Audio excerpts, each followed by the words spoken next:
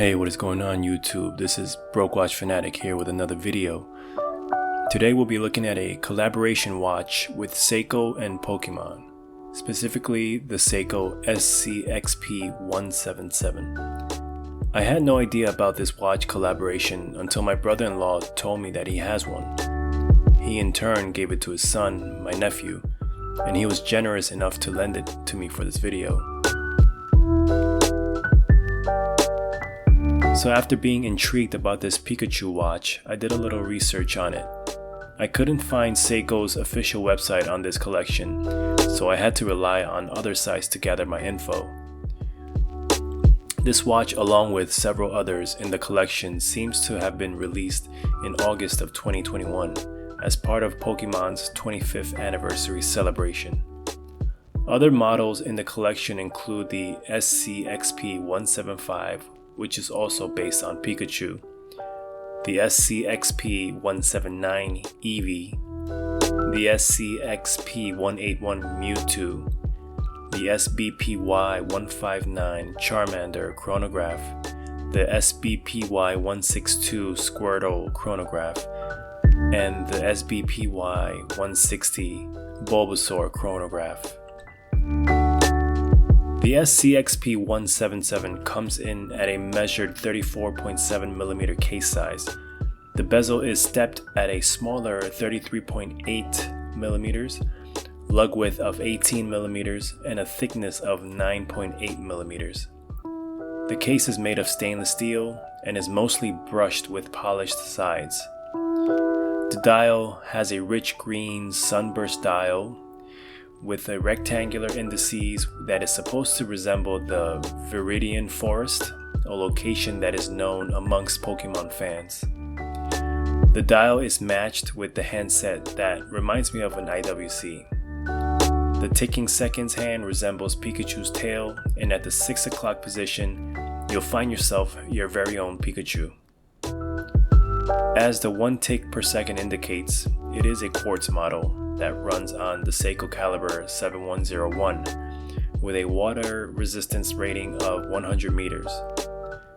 This watch is delivered with 2 NATO straps, a brown leather which has Pikachu's paw print stamped on it, and a nylon yellow that matches Pikachu's skin tone. It is limited to 1,200 pieces and the retail on this was $300.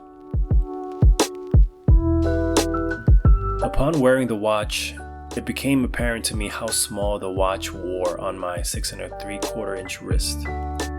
But that's only because I've been wearing a lot of larger sized watches around 41 to 44 millimeters. After having my eyes acclimated to this watch, it was certainly a fun little watch to be wearing around. It's lightweight, the construction felt very sturdy to me. It certainly didn't feel like a cheap quartz, and it's a fun little beater. The brown leather strap it comes with pairs nicely with the green dial and is more toned down compared to the yellow nylon. It has Pikachu's paw prints on the strap, which is a fun little Easter egg. But if you want to stand out, a quick little change of the strap will have you on the yellow strap in seconds. Both of these straps are NATO style straps, so they will add some thickness to the bottom of the case. However, this isn't a big deal seeing as how thin the case is at 9.8 millimeters. Speaking of bottom of the case back has an engraving of a Pokeball with the words Nintendo and Pokemon on it. So that's another interesting piece to look at when you're bored. I've said the words fun and little a few times during this video, and I think that summarizes the watch very well. Every time you look down at the dial, you have that pop of yellow of Pikachu's tail and Pikachu. It's a simple dial layout, but with a couple of little visually popping details that make you want to keep looking down at it.